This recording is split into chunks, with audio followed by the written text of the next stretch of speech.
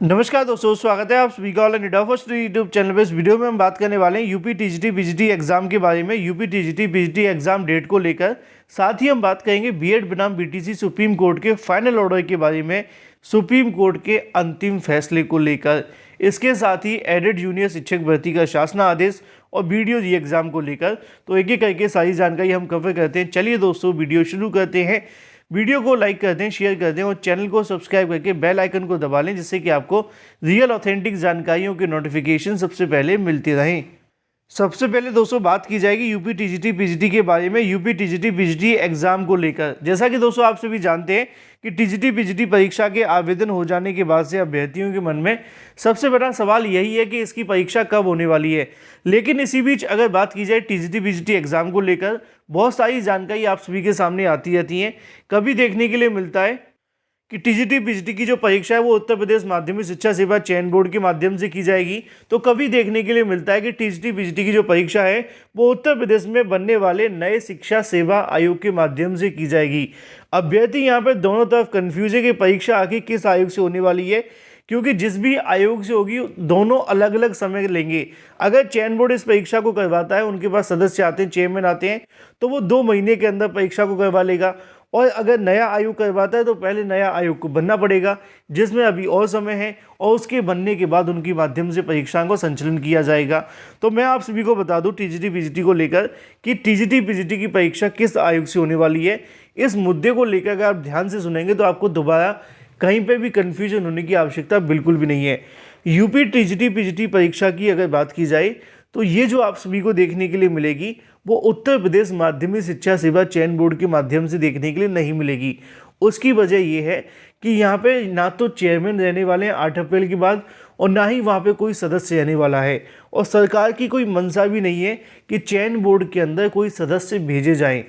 ऐसा ही कुछ assistant professor भर्ती को लेकर भी है, क्योंकि वहाँ पे भी ना तो सदस्य भेजे जा रहे हैं और ना ही वहाँ पे अध्यक्ष भेजे जा रहे हैं। अध्यक्ष का कार्यकाल फरवरी के अंदर ख़त्म हो गया था, मार्च शुरू हो चुका है और अभी 1 महीना निकल चुका है। उन्होंने वहाँ पे नए सदस्यों की या फिर नए अध्यक्ष की नियुक्ति नहीं की है। तो आपके मन में ये सवाल है कि भाई टीजीटी पीजीटी परीक्षा किस आयोग से होगी, ये बिल्कुल तय है। टीजीटी पीजीटी की जो परीक्षा है वो इसी आयोग से होना तय है, और वो होगा आपका नया शिक्षा सेवा चयन आयोग।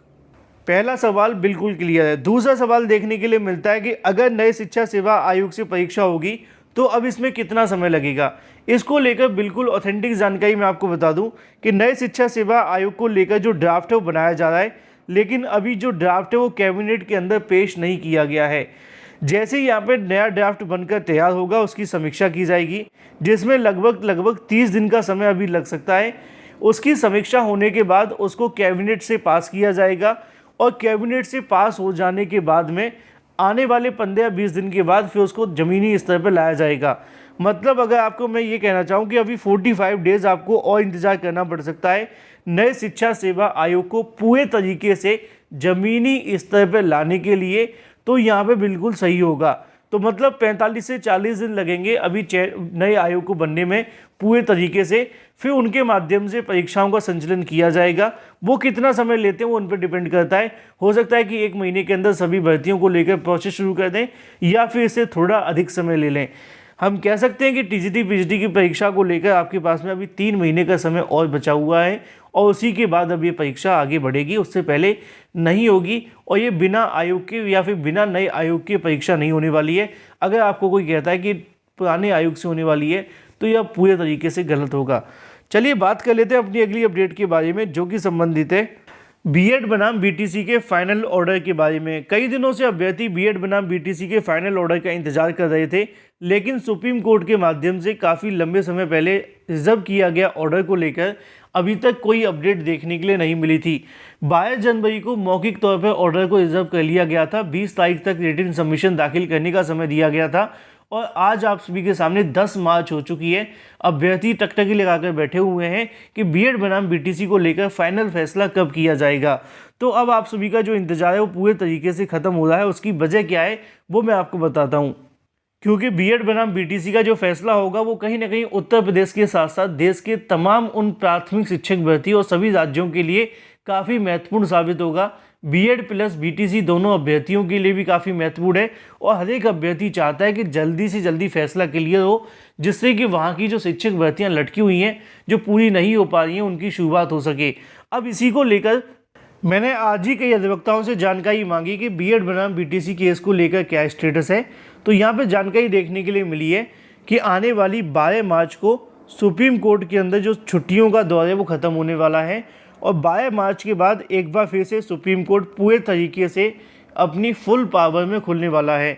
तो इससे क्या होगा कि 12 तारीख के बाद में मतलब कि 13 तारीख से जो भी बेंच बैठेगी उनकी तरफ से जो भी ऑर्डर डिलीवर किए जाने हैं उनकी शुरुआत कर दी जाएगी। मतलब ये है कि बीएड बनाम बीटीसी को लेकर जो आपका इंतज़ार है वो इसी महीने ख़त्म हो जाएगा और सब कुछ ठीक रहा तो ज़्यादा इंतज़ार आपको अब नहीं करना पड़ेगा, क्योंकि 12 तारीख तक कोर्ट बंद थी, जिसके चलते बीएड बनाम बीटीसी को लेकर जो अंतिम फैसला है वो नहीं आ पाया था। लेकिन अब बीएड बनाम बीटीसी को लेकर 12 तारीख के बाद आपका ऑर्डर कभी भी देखने के लिए मिल सकता है। अधिवक्ताओं की माने तो उनका कहना यह है कि आने वाले 1-2 हफ्ते काफ़ी ज़्यादा महत्वपूर्ण हैं। बाकी जो आधिकारिक तारीख होंगी वो सिर्फ जजेस के माध्यम से दी जाएंगी।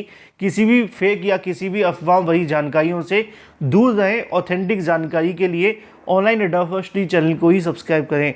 बात कर लेते हैं अपनी अगली अपडेट के बारे में, जो कि संबंधित है एडेड जूनियर शिक्षक भर्ती को लेकर। कई दिनों के बाद एक बार फिर से एडेड जूनियर को लेकर अधिकारियों से जानकारी मांगी गई और अधिकारियों के माध्यम से अभी तक जो जानकारी देखने के लिए मिली उनका कहना ये है कि शासन के माध्यम से निर्देश मिले हैं एडेड जूनियर इसके अलावा जो पुरानी भर्तियां लटकी हुई हैं उनको थोड़ा सा यहाँ पे कंप्लीट किया जाए, लेकिन उसके अंदर एडेड जूनियर शिक्षक भर्ती का नाम है कि नहीं इसके बारे में उनकी तरफ से पूरे तरीके से नहीं बताया गया। उनका कहना ये है कि शासन स्तर पर बेसिक शिक्षा विभाग के अंदर दिशा निर्देश दिए गए हैं कि जो पुरानी भर्तियां लंबित हैं जिनको लेकर कोर्ट हाई कोर्ट के आदेश दे दिए गए उन तमाम भर्तियों को लेकर जो प्रोसेस है वो शुरू किए जाएँ और आने वाले 2 या 3 हफ्तों के अंदर उन तमाम भर्तियों को लेकर जो भी समस्याएं आ रही हैं उनको दूर करते हुए भर्तियों को शुरू कर दिया जाए।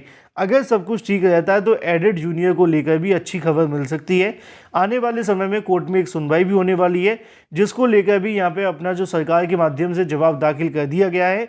अगर कोर्ट कोई आदेश दे दी तो भर्ती का रास्ता साफ हो जाएगा। लेकिन जानकारी ये भी देखने के लिए मिली है कि शासन स्तर से भी पुरानी भर्तियों को कंप्लीट किए जाने को लेकर दिशा निर्देश जारी किए गए हैं। देखना ये होगा कि एडेड जूनियर के पक्ष में क्या आता है। उम्मीदें बहुत हैं लेकिन ज़्यादा कुछ कहना भी ठीक नहीं होगा। बात कर लेते हैं अपनी अगली अपडेट के बारे में, जो कि संबंधित है बीडीओ जी एग्ज़ाम को लेकर। बीडीओ जी एग्ज़ाम का इंतजार करने वाले अभ्यर्थी अपनी तैयारियां शुरू कर दें, क्योंकि उत्तर प्रदेश अधीनस्थ सेवा चयन आयोग के माध्यम से परीक्षा को लेकर जो तैयारियां वो शुरू कर दी गई हैं। मैंने आप सभी को बताया भी था कि आपकी जो परीक्षा होगी वो मई के बाद कभी भी करवा ली जाएगी। परीक्षा अप्रैल में नहीं होने वाली है, लेकिन जो अधिकारियों से जानकारी मिल रही है वो यही है कि इस परीक्षा को मई के बाद कराए जाने का इंतजार है। 15 मई के बाद ये परीक्षा कभी भी आपको देखने के लिए मिल सकती है।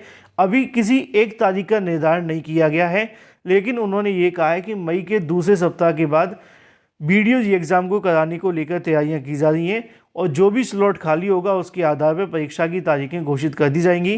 कुछ औपचारिकताएं अभी करनी बाकी हैं, जिसके चलते तारीखों का निर्धारण नहीं हुआ है। तो आप लोग अपनी तैयारियां शुरू कर दें। फिलहाल इस वीडियो के माध्यम से इतना ही। ऑथेंटिक जानकारी के लिए चैनल को सब्सक्राइब करके बेल आइकन को दबा लें। मैं मिलता हूं आपसे अगले वीडियो में। Till then take care, tata bye bye. Thank you for watching this video.